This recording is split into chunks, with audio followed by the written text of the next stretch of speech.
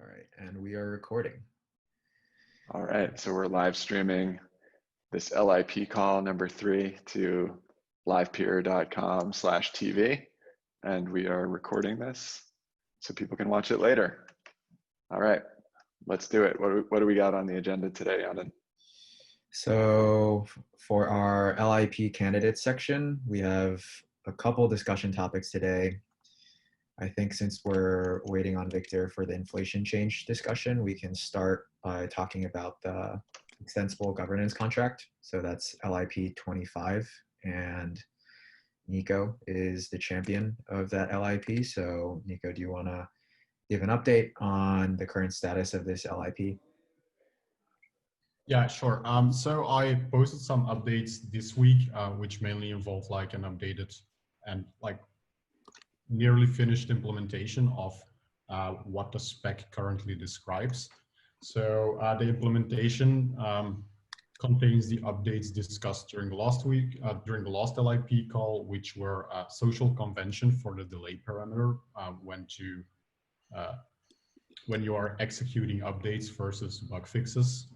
So this parameter should be provided by LivePeer Inc. whenever we do contract upgrades or parameter updates, but should be set to 0 whenever we should implement a bug fix that needs to be like hot fixed immediately, or whenever we should pause the protocol when some user funds are at stake due to some discovered exploit. So that's been added to the implementation. The spec has been updated, as well as the pull request has been updated as well. So that should be ready for re-review. And then that could be merged, and then we could move this forward. Yeah. Nice, good progress. When is the pull request to merge this, and it would remain in draft form, or upon merging you'd be ready to move it into last call? Yeah, I think if we merge it, it would be ready to move to last call pretty soon. Okay, so the to-dos are for people here to take a look, to add any comments, kind of give the go-ahead if they feel good for merge, and we'll push it through the process at that point. There is like the discussion to be had whether we should move this to last call, like with like the final implementation, or whether some of the details should still be open for discussion there. So I'm wondering what your opinions are on that.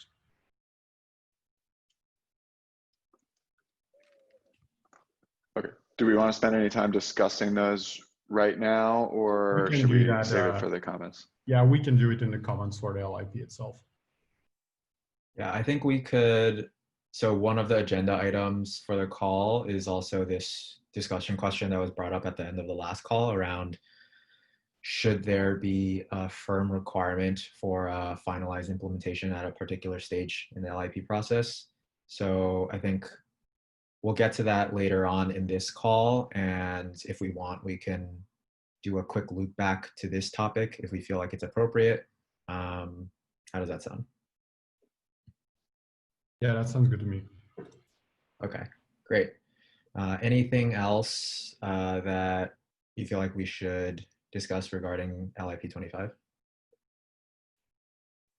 I think we discussed like the other stuff during last LIP call, such as removing the ACL and the reasons behind that. So I think that should be it. Like the main changes are like the as good as final implementation on the LIP. Okay, great.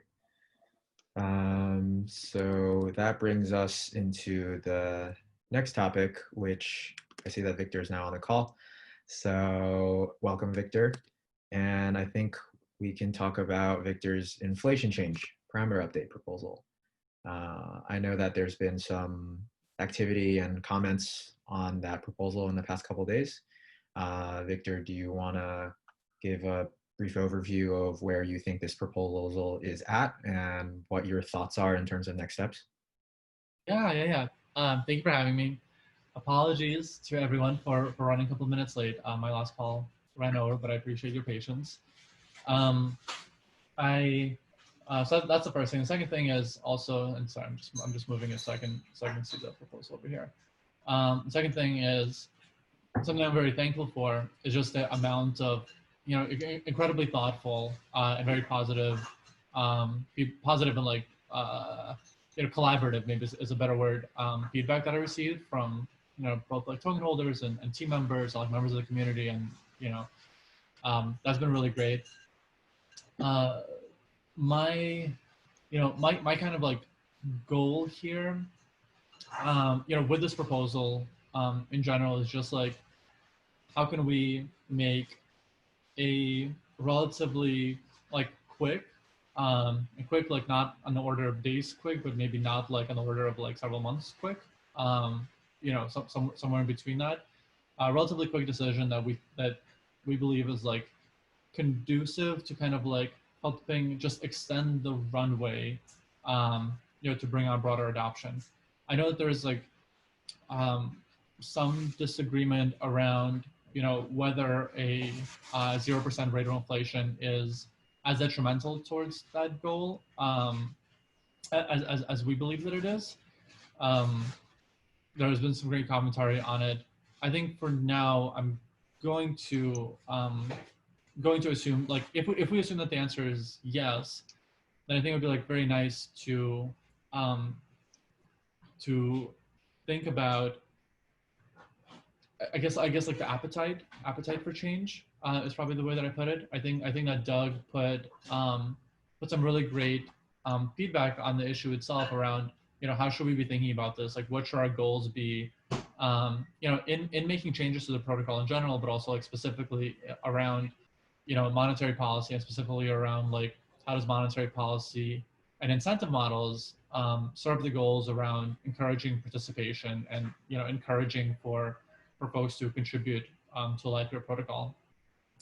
And so I think my kind of like immediate reaction to that I'm taking away from the feedback that I've received so far is, it seems like there is some agreement that some change might be necessary or might be helpful, but maybe there's like a little bit more conversation around, is this change one, like the best kind of like change that we can make from a like effort perspective, right? Just because like switching it to a value of 0.5 rather than 1 like necessitates a little bit more changes around like how the math is done.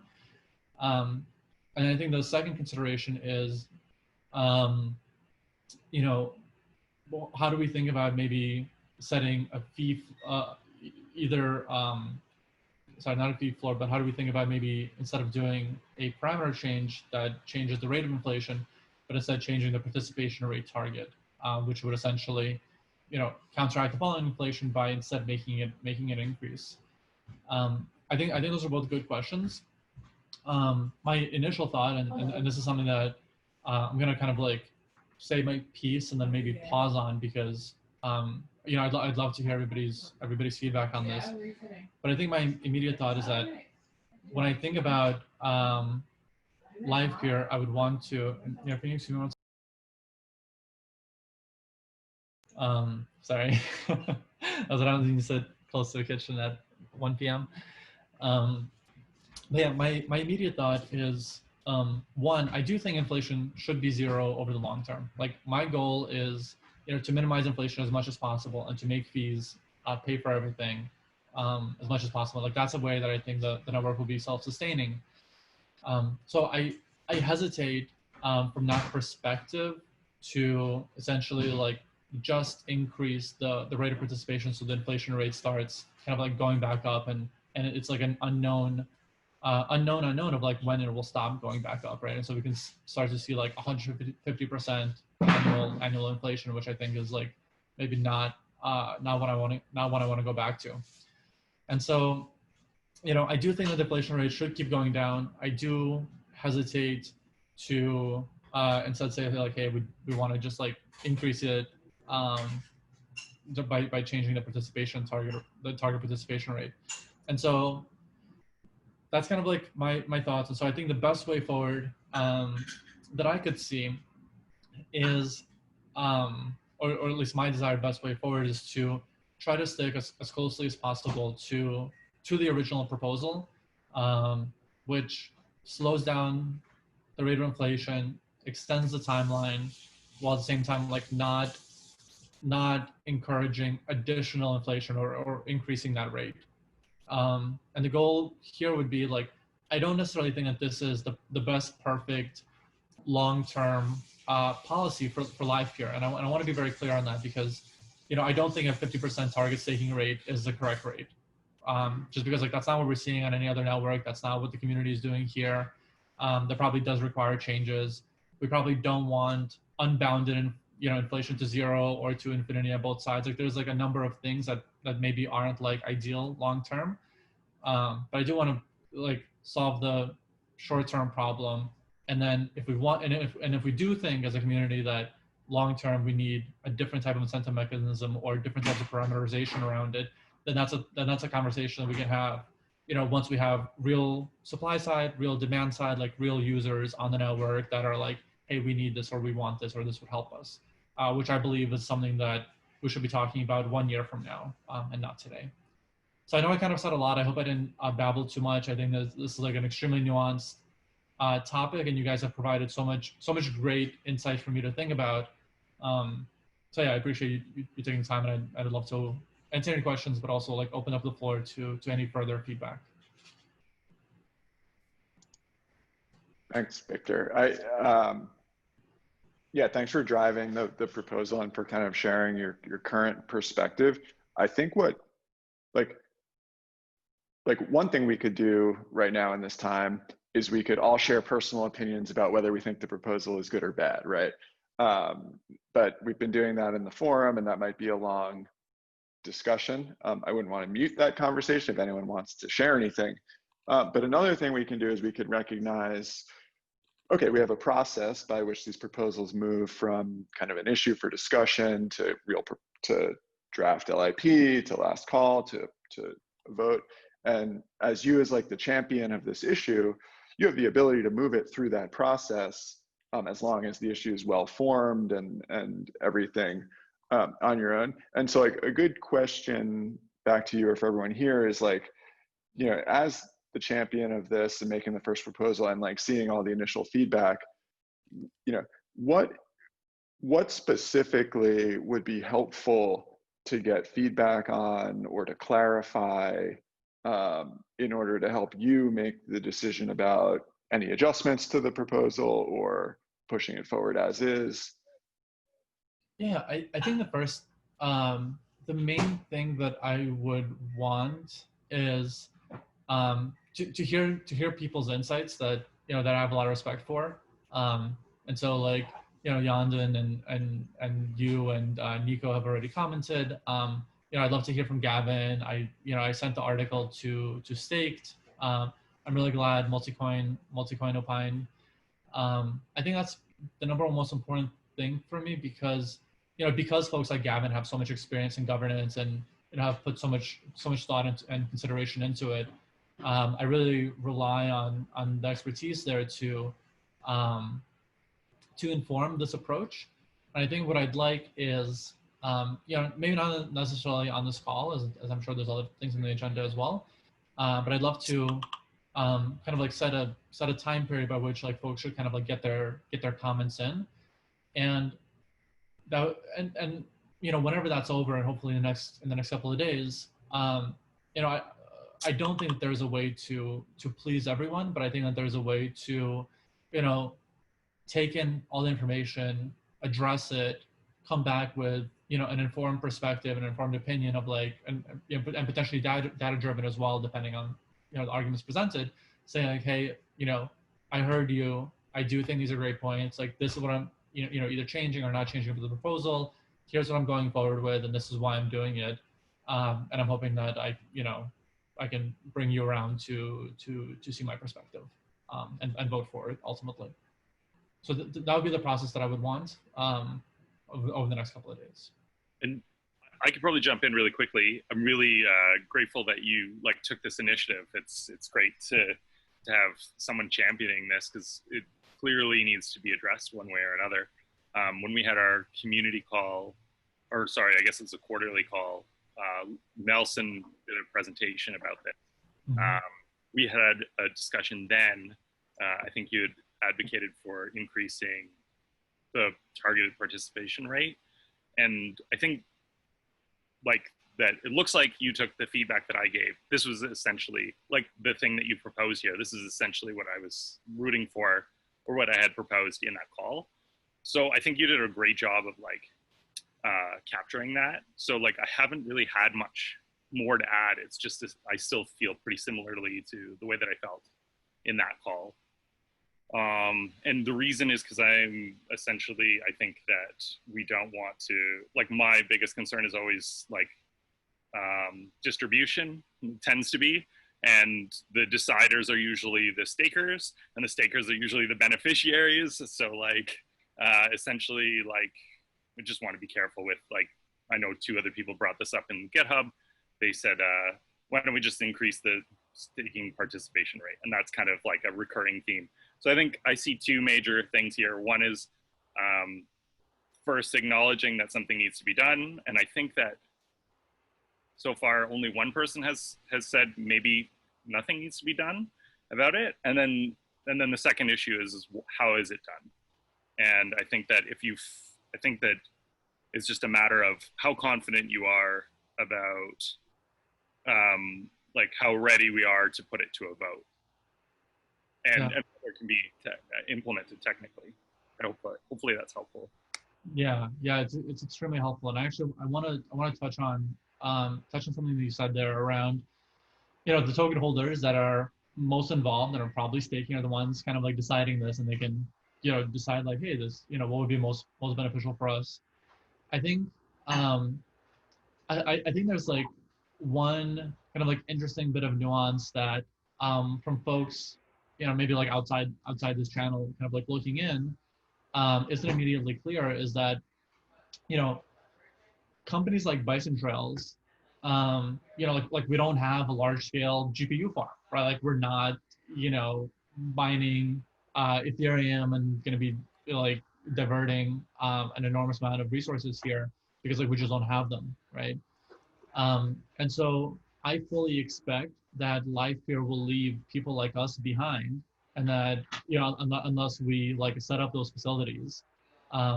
And I fully expect that people that delegate to us would rather delegate to people that are providing this useful service. And so I expect for us to be like outcompeted unless we like, change with the times and like set up these facilities and be prepared for it. And so I think one kind of like nuance out of that is that, for like who are these rewards going to, right? Like who's really benefiting from them, right? Like ultimately it's going to be the token holders, right? That token holders, and also all the people that are coming on now, right? Like Bison Trails is not making a ton of money from this relative to other networks. Like we're not expecting to, be like the top transcoder with the giant, the most giant GPU farm is going to be able to take the most advantage of this. Ultimately, like we're doing this because, we want the protocol to be successful, and we see it as, not something that we're going to get a ton of value of, but that we see something that the protocol will get a ton of value out of. And we're hoping that token holders, as they, as they think about things from like, from like their perspective and what their like needs and wants and desires versus like the network's perspective and like needs and wants and desires, they're able to like make that trade-off of saying like, hey, we would rather have lower inflation, even though that gives us fewer rewards, because we think a lower inflation rate is better for the network long term, while at the same time like continuing that incentivization in a way that is like, sustainable for infrastructure providers that are coming online.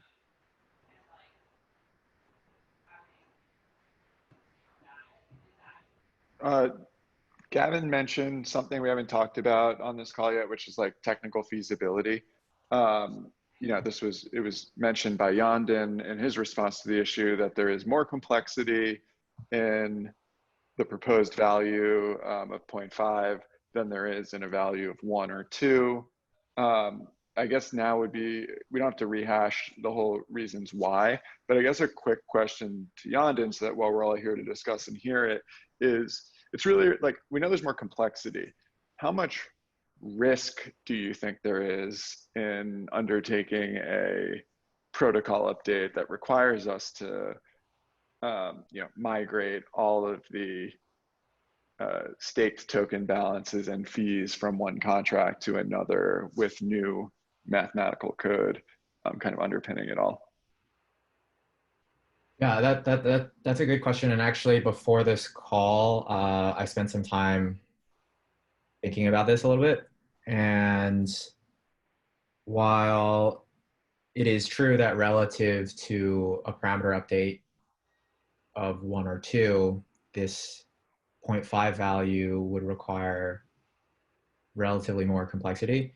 I actually think it's, after taking a look at the code and kind of like scoping it out, I actually think it's pretty isolated in that it's literally like a one-line change of code, and the more risky aspect is just like there's more operational steps. It's like, as opposed to changing additional parameter, you're deploying a completely new contract and then registering that as like the canonical version of our Minter contract that handles inflation updates as well as token ownership and ether ownership. So that's really where the additional complexity comes in, the operational steps. But my personal opinion right now, kind of putting aside my opinion on like whether we should do the inflation change or not, in terms of just looking at the implementation, it's more complex than just changing it to 1 or 2, but I think it would be manageable and reasonable to do. There is a transaction that needs to occur that transfers 13 million LPT from one contract to another, right? Yes, so that's like the operational, right, more operational complexity and operational risk. Right. Okay, good feedback there. Nico, you had made some good arguments for kind of why you think nothing necessarily needs to be changed. I want to ask a question that kind of came up in my own comment that I had in terms of the thinking about what like the cost of this inflation is to the project, the network, and the various actors, like, and who benefits from it. Because kind of what I've argued all along is that everyone who is participating kind of equally benefits in proportion to how much stake they have. And those who are, the only ones who are being penalized are those who are not actively participating. A lot of the Merkle mine recipients who've never unlocked their token and it's just sitting there, or for some reason, those who just have tokens sitting on the sidelines. And so I guess my question, do you have a different perspective in that additional inflation actually is, harming those who are doing legitimate work at the expense of putting tokens in the hands of those who are maybe not actually running any infrastructure to transcode? Or is it just keeping everyone on a level playing field? Yeah, right. No, that argument was more out of the eventual dollar value you would get out of your LPT. Like, imagine we would all get like the mintable amount for the round. Yes, in LPT amounts, we would be all equal, but the one who sells first actually has more dollar value of his LPT if he were to sell. So people that are actually selling would be driving down the price on the secondary market for those that are holding, which is a negative outcome for those that are holding, because they are taking the inflation hit while the other ones are selling. And it might be easier for someone with more LPT to, at the current stage, sell their rewards that they're getting now to pay for their operational overhead. While for small operators that just joined the network and are still like building up their LPT, that's actually more detrimental to them. So I think there is also a danger whereby we benefit the top orchestrators too much, and we don't think about those that are actually just participating in the network but don't have the capacities to get 100K, 200K LPT. I kind of wonder about that, because so I guess I have like two perspectives. Um, One is, and I don't know the experience of a lot of the other kind of like large operators, but like from our experience, like we basically just hold the LPT. Um, like because we've kind of committed to supporting the network long term. Like we've been around since the Merkle mine. Like we're kind of like in it to not like to win it, but like we're in it.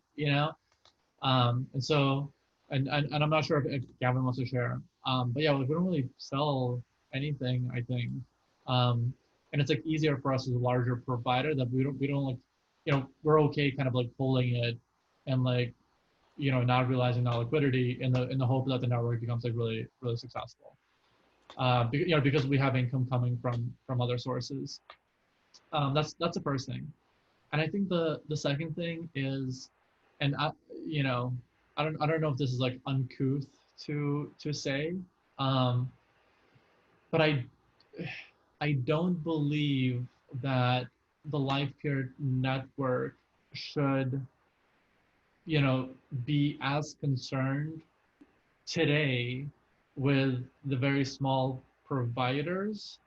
In that, I think that what the live peer network should be concerned with today is large GPU providers, which like I think it's like a bit of nuance. Like I think the large GPU providers are the folks that we really want to like, take care of and incentivize. So I'm not like super concerned what the smaller providers do in terms of like selling their rewards or like realizing those gains or not. I just don't think it has like as much of an impact on like one, the price, just because like they don't have as many tokens, period, but also like two, on the performance of the network, in that they're not contributing significantly to it. So yeah, I don't know, Gavin, if you want to share, no pressure too. Got nothing to add at the moment.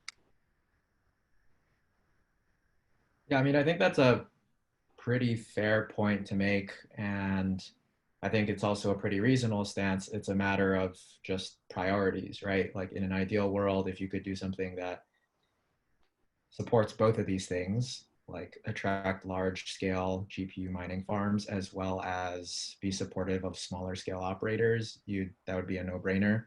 But I think it's just worth pointing out that like, yeah, maybe this particular decision just chooses to support whatever you believe to be the top priority, and it makes a small compromise on something else. Not to say that it's not important, but it's all relative, right?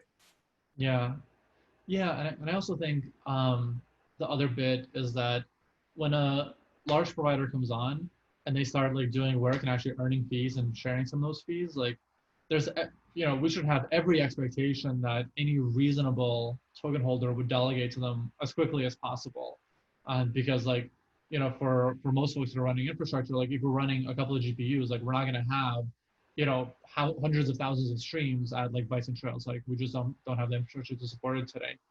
And so like any reasonable delegator is delegating to us and then sees like a really, really good, well-known GPU provider come on, like they should delegate to them. And so I think like those people will very quickly become kind of like the favorites in terms of like the scale of live peer delegation to them. One more thought, maybe it's a good like closing thought for this discussion, is that I think if you look at like the live peer's mission of building the world's open video infrastructure, and you look at the role of incentives that are needed in order to enable that, it's clear like there's a lot more questions that need to be addressed via other potential mechanisms beyond just an inflation change parameter, right? It's like, how do we incentivize these large scale GPU operators to join the network? How do we incentivize the creation of additional services in terms of video compute and processing that may be more CPU based, or who knows, hybrid algorithms? How do we create enough like liquidity in the market so that people can access this and exit this system when they want to economically? How do we use incentives to create contributions and development to live peer? How do we create incentives for the demand side to choose live peer over other networks and build video applications on it? And like, these are all questions that can be partially addressed via this governance process, partially addressed via other means. And there's going to be like more decisions than just the inflation change parameter. So I really look at the scope of this proposal as it's really down to that core question of, is a longer runway or a longer period of time where there's a combination of, you know, LPT plus fees as an incentive helpful for the network relative to a shortened period of time before it switches to just fees. And I think really like that's the crux of what people will have to make an opinion on and vote on. But introducing all these other questions back into it, or other mechanics that people could use to address incentives and live peer more generally, might be best left for discussion in like separate parallel proposals that also could be made, you know, today or tomorrow or a month from now, as we address those things. Just to add quickly one thing, I don't think it's like only the case that we need to attract GPU providers by providing incentives, but it's also how can we incentivize current operators on the network to build value-added services. Like, I know, for example, one of the orchestrators that I think Biddle Labs, that's the one, they did a partnership with like a GPU miner, I think, and they tried that. So that's one option. You have LivePool, of course, for example, which might be a little hard technical for someone outside of LivePeer. But I think there's options for current operators to build out capacity on the network without necessarily them having to purchase GPU mining rigs. They can just work with existing miners and try to set up some, I don't know, SLA agreement and like go from there. Yeah, I mean, I personally think that's a great point. I think maybe like maybe like two things that I'll comment there is that for those folks to be able to do that will be challenging without having the demand side be like requesting this, right? In terms of like if there's not really any transcoding going on. I was about to say transcription, it's like a bad habit of mine. But yeah, if there's not really a lot of transcoding going on, it'll be challenging as a partner to go to somebody else and be like, hey, there's like, you know, you're not gonna be making a ton of money now, but like there will be something. But it's like it'd be much easier when there is something, and then you can go and have those conversations. That's the first thing.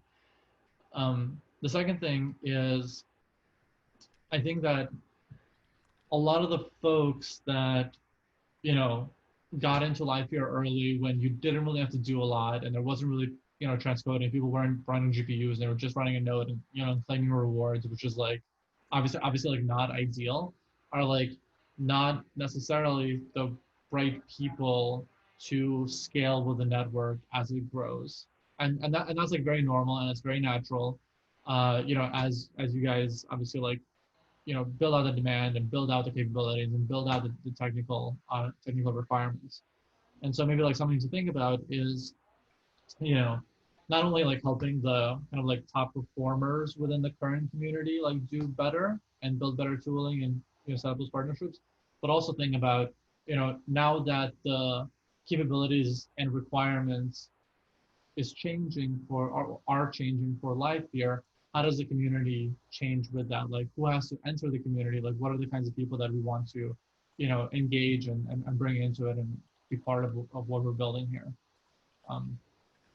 Yeah. Well, I'd also I'd point out that getting tokens in the hands of those who were actively doing what they needed to do, even if it was just, you know, running a node to call reward, like hasn't been all bad, right? Like many of those people have been the ones who have, you know, helped with LivePeer's community building and storytelling and marketing. Many of them have hosted events and panels at conferences and, you know, spoken about LivePeer, invited us to do that. They've written about and evangelized LivePeer. They've, you know, made connections to the project for, you know, recruiting or team building or fundraising or what have you. And so, like, yes, we do want scale GPU operators creating a reliable network, but if you just think of this like inflation as a long ongoing token distribution mechanism. It's like those community members that showed up and got involved and rolled up their sleeves from the beginning and stuck with it for 3 years now, you know, are the ones who are rewarded or interested in seeing the project succeed. And we don't need to, you know, I don't know if like entirely eliminating that mechanic cold turkey, even though it's not cold turkey, it's been a long time coming, but prior to scaled fees, it seems it might be extreme, put it that way. Yeah, and I do think that that's actually a really good point. Something that I apologize. I know maybe the last thing that I'll say, but something that I noticed about you know that Figment has done well, but also like other community members within Cosmos is you'll have folks that you know have been around since Game of Stakes, have done a lot, but they've also built a lot of like things that aren't necessarily like for the protocol itself from an infrastructure perspective. Like they'll build all the surrounding tooling around block explorers, around like staking interfaces, around like data and insights and all that kind of cool stuff. And so I think, you know, Doug brings up a great point in that, you know, these people might not be the infrastructure runners of tomorrow, but they can still be the community, and they are the community members of today and can be of tomorrow as well. And what they do with it is really up to them. So yeah. Great. Yeah, I think we've been talking about this topic for a little bit, but I wanted to make sure before, if we move on to a different topic, take a few moments to talk about next steps. So I think, Victor, you expressed that you wanted to have a little bit of time to gather some more feedback from like people that you think the expertise would be useful and people that you respect, and then hopefully from there, move it through the rest of the LIP process. Does that sound about right to you? Yes, and also on the implementation side, I am not a developer. I'm a lonely economist and psychologist, and I need help. And so any way that we can figure out, you know, if somebody from the Life team can help me would be extremely appreciated. Because you don't want me making changes in your code. I promise you that. Yeah, on the implementation front, as I mentioned earlier, I spent some time looking at it yesterday, but for the purposes of this proposal, I'm happy to collaborate with you on working on this, since it's, as I mentioned, I think the implementation itself is relatively small in scope. There's just some operational concerns that people might have, but I'm at the very least happy to help with the implementation to help you move this along. And just one final little thought for the implementation side, it may be an opportunity to consider adding more parameters so that in the future, if something like this needs to change, it can be done with a parameter change. Expanding the scope of the proposal and the changes, but with the best of intentions. Sorry. Oh, I feel like we should do it the other way around. We should try to go for a solution that imposes the minimum amount of like changes to the code base. Yeah, I think so my pet theory is something that Kyle actually touched on and Doug touched on, in that our thinking right now around the incentive model is very kind of like constrained by what the current parameters are and like what are the kind of like immediate options are, such as like, can we set a floor, can we set, you know, an upper bound, that kind of stuff. I actually do have like a pet theory that there will be not like a yield mining kind of thing or farming or whatever it's called, but like some kind of incentive mechanism in Livepeer's future that like takes another look at how can we kind of like rethink what we're really doing here and how we're using these tokens and this incentive model. And so I don't know if there's going to be, you know, as much value out of adding kind of the parameters that we're already thinking about today, because like later on when we think about this again, like that might not even be relevant. Yeah, my 2 cents on this topic is I think if there's an interest in exploring additional parameters, I do think that we should try to keep the separation of concerns in proposal tighter. So I think it's okay to have an additional proposal in parallel if someone wants to think through those ideas. But just for the purposes of like keeping the topic of each proposal really focused, I think that could be beneficial to the community and also make it easier to kind of express your preferences on something. Like instead of being like, well, I agree with the inflation change, but I'm not sure if I want all these parameters to come with it. So I think having it separate makes it a little easier for people to express their preferences. It's a really great point. I agree. That's a good point. Thank you. All right. Thank you, Victor, for driving this one forward in this discussion. Let's move on to the other 2 or 3 topics we've got. Okay, I'm gonna drop off. 'Cause I'm starving, but thank you guys again so very much. Really appreciate it. This is my first governance proposal and Bison Trails' first governance proposal. A great learning experience, and you guys have been an incredibly supportive community to do that with. So it's really an honor to be able to make the first kind of like live proposal as well, other than the governance one. So thank you. Thank you. All right, bye-bye. All right, let's move on to the last 2 LIP candidate topics. I think these will be, relatively speaking, shorter discussions. The next one is a more gas efficient earnings calculation approach. So this is a proposal that I've been working on, and the last time we talked about this proposal, there was a forum post, and in that forum post, I outlined an updated algorithm for calculating earnings for staking. And the primary, I think I saw the 2 benefits of the proposal as one, reducing the overall gas costs of claiming your earnings on the network. So that impacts both delegators and orchestrators. And 2, improve the user experience around claiming earnings. So as many people are familiar with, right now there's the possibility that you might have to submit multiple transactions in order to claim your earnings before you can take an additional staking action. So that definitely leads to negative user experience. So we talked a little bit about that forum post last time, and I've been working on a draft version of the proposal in a more complete form this week. And I am almost done with it. I should have a complete version of the draft out later today. But since I don't have it available yet, I can just highlight some of the things that have been updated since last time.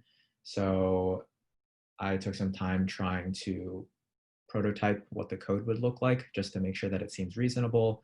It feels reasonable thus far.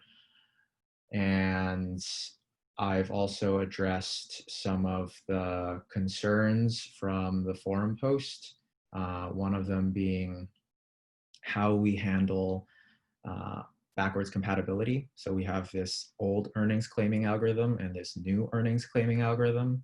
And the new earnings claiming algorithm depends on certain data that would be stored by orchestrators after an upgrade happens, but that data wouldn't exist for previous rounds. So we'll need to have both earnings claiming algorithms coexist. So something that the proposal will cover is how we do that. And at a very high level, it just involves using the old earnings claiming algorithm up until a certain round when the upgrade happens. And then starting from the upgrade round, we start using the new earnings claiming algorithm for everyone. And that should result in lower gas costs. So that's an update that's included in the proposal that I encourage people to check out. And then the other thing that we discussed quite a bit in the last LIP call was this matter of unclaimable earnings. So we have this case in the staking protocol right now where if you delegate away from your orchestrator before that orchestrator calls reward that round, at the moment, what happens is that you lose your rights to the reward shares for that orchestrator in that round. And then your reward shares are distributed amongst the remaining delegators that stuck around with that orchestrator. And one of the changes with this new earnings claiming algorithm is that at the moment, we lose that property. Instead, if the delegator delegates away from your from an orchestrator before the orchestrator calls reward, the delegator loses the rights to those reward shares, and no one gets those reward shares. They're just unaccounted for. And in the last call, we talked about, well, is there something that we can do with those unaccounted reward shares? Options included, let's distribute them to the remaining delegators as we do now. Other options mentioned were, can we send it to a community pool so that it could be used for other purposes? Another option was, can we give it to the orchestrator? And I think there was arguments for each of those options, but the way that I have been looking at it is just what the implementation cost for each of these options are, factoring in that this should be a relatively infrequent occurrence. And the current state of the proposal does not try to, in the current state of the proposal, I do not try to account for these unclaimable earnings because I felt like the implementation cost trade-off wasn't worth it. It would result in higher costs for claiming earnings overall and more complexity. So I ultimately decided that it could be better just to leave them unaccounted for. And an additional reason why I thought that might be okay is that I think there might be a number of things that we can do on the application level to avoid that scenario. So for example, making sure that delegators are aware that their orchestrator has not called reward yet before they perform a staking action, so they know exactly what the implications are. Things along those lines where we can try to influence user behavior to avoid this scenario as opposed to try to account for it at the contract level. So that's my current thought, and I'm in the process of outlining all of this in the draft proposal, which I will publish hopefully later today.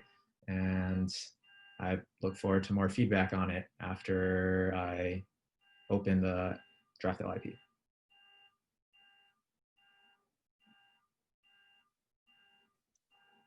For what it's worth, in the history of live peer, there's been very little kind of user attention or frustration around these edge case scenarios where delegators have been like, oh, I haven't gotten my rewards. I didn't get my rewards for that specific round because I switched delegation prior to my orchestrator calling reward, or these sorts of things.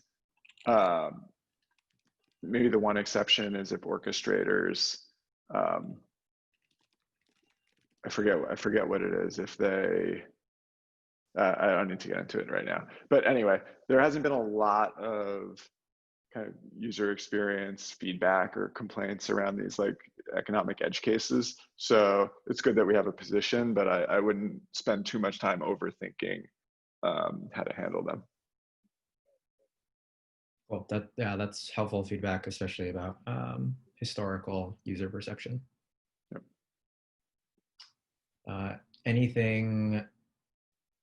Anyone have any questions or comments about the update? If not, we can move on to the next topic. I think we can review the proposal when it comes through. Sounds good. I'll keep people posted. And let's move on to the last candidate topic. And this is the protocol capability plus verification function idea, which we have a forum post for. And I think the subtext here is that we were considering a possible champion handoff and or deciding whether this is an immediate priority and whether we need to focus on this more right now. Doug, do you want to talk a little bit about that since you wrote Yeah. So earlier in the week, Yanan and I were chatting and I was thinking, this feels like something I really want to get to because, for a couple of reasons, but I just, haven't had time, and everyone has their hands full, so I don't know who would be a, alternative champion that would want to drive this, that would also have kind of the technical insight into the protocol. And I was thinking, okay, well, let's just like table it and come back in 2 weeks or 4 weeks and see if we have some bandwidth to champion it then. Though since then, I've been feeling more strongly about this as being really important for the protocol and unlocking a couple things for a few important reasons. So there's two main reasons why I think this is important. One is that, and probably the most immediate one, is that I think that this gives us a clear, sensible solution to the verification problem in a way that makes the protocol kind of fully airtight and makes sense prior to significant research being complete on like non-deterministic transcoding verification. So, and by the way, I'm not like reiterating the whole background of this, but basically what this proposal says is, instead of our network having one capability, transcoding, with one verification function to verify if it was done correctly, we'd say, oh, orchestrators can advertise many capabilities, and they will advertise what verification function they're representing they will pass for each of those capabilities. And there's probably some advertising of how much you are willing to be slashed if you don't pass. And with the just transcoding and one verification function, we have all these edge cases around verification with this GPU transcoding and whether it can be trusted and how expensive it is to do and whatnot.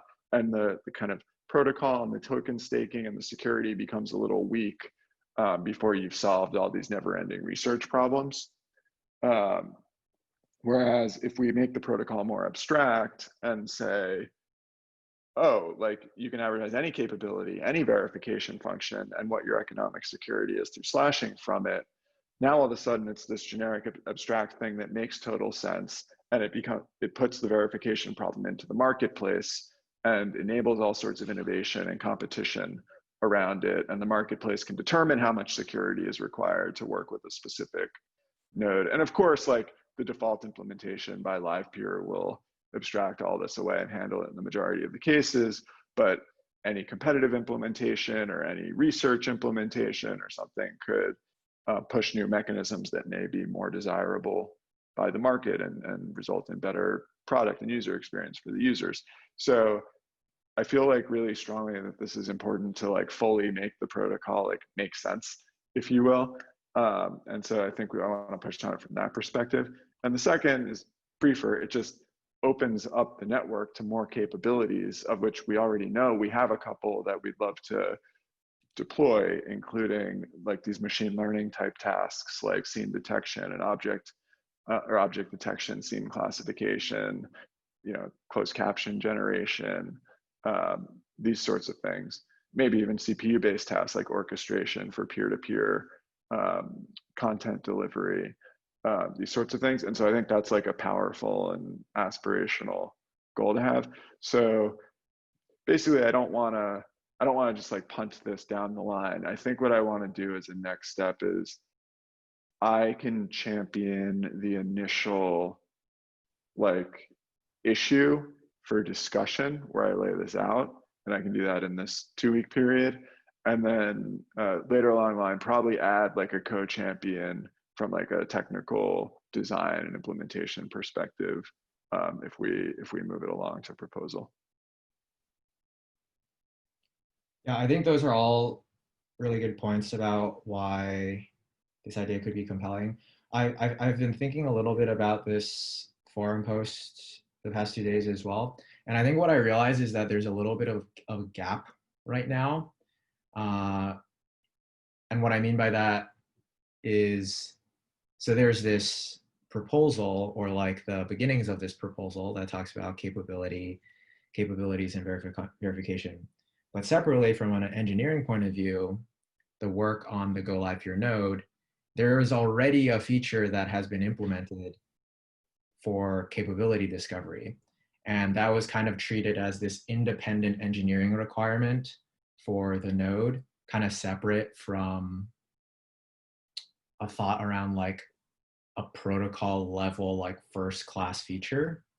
And I think that's been very much focused on the engineering problems that capability discovery solves. And this is more so focused on at a protocol level, like why is it important for the marketplace to be able to offer different capabilities?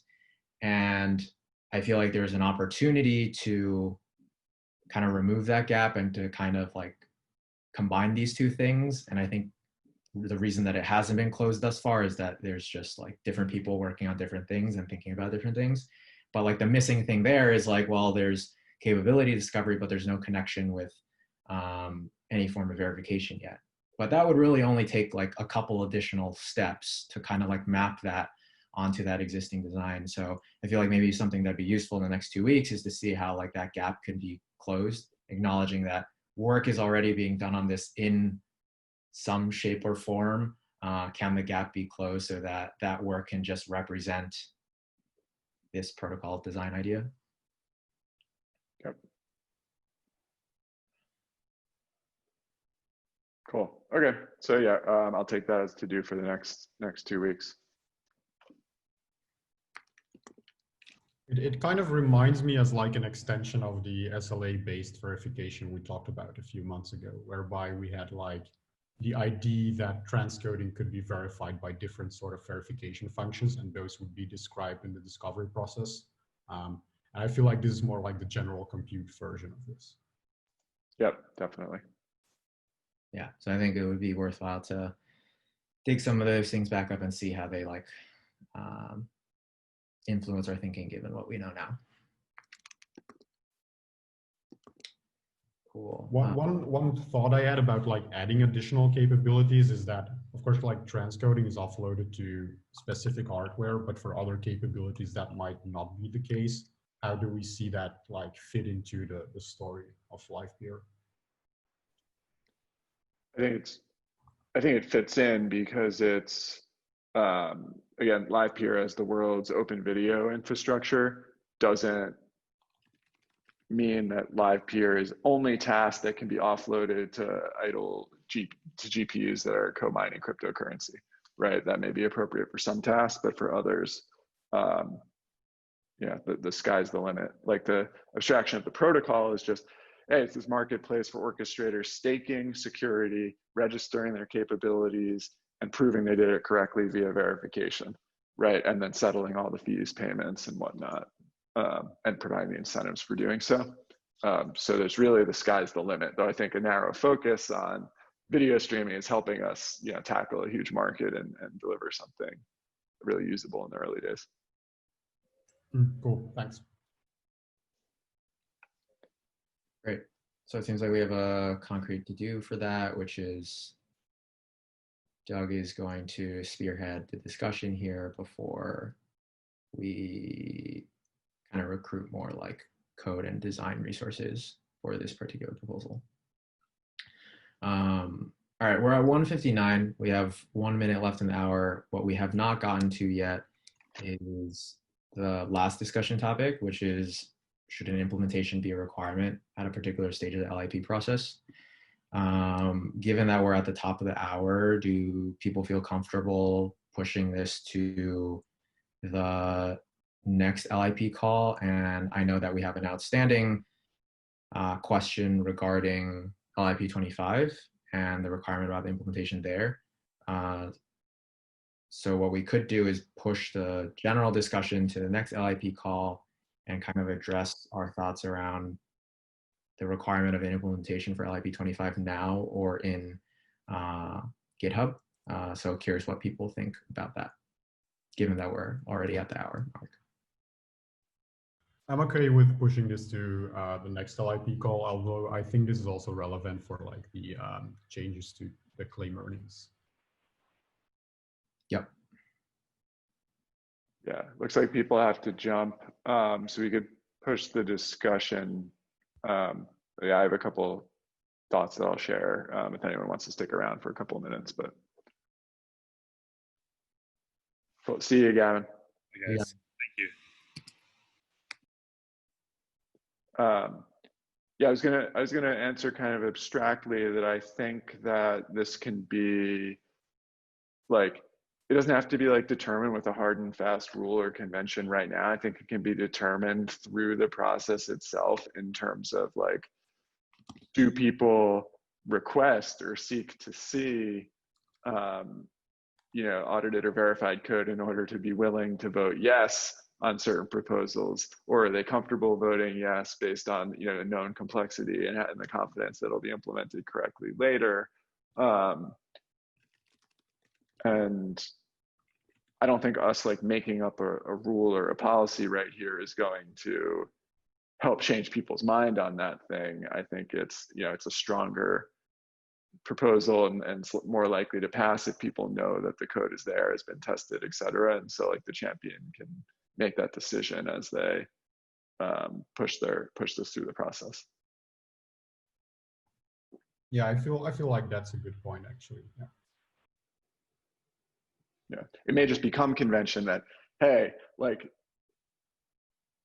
certain big holders never vote yes unless there's audited, tested code, right? And then it becomes like a requirement, but we just like don't know that yet. Yeah, my 2 cents on this right now is that I think the proposer should do everything in their power to maximize the probability that their proposal is accepted by the community. So yeah, whether that means like seeking an audit or completing an implementation, it's kind of to their discretion what they do. I think the one actual requirement that we do have is like if we've already acknowledged that if an LIP is passed, the only scenario where it would be enacted is if there's an implementation. And I think that's like the firm requirement that is there, right? But prior to that point, yeah, I feel like it's worth looking at it as just like, what can I do to maximize my chances of the community supporting this?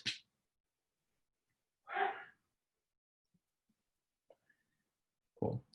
I jotted a few notes about this down that I'll post, but I think, yeah, next call, we can always follow up on this when Gavin is around or more people are around as well.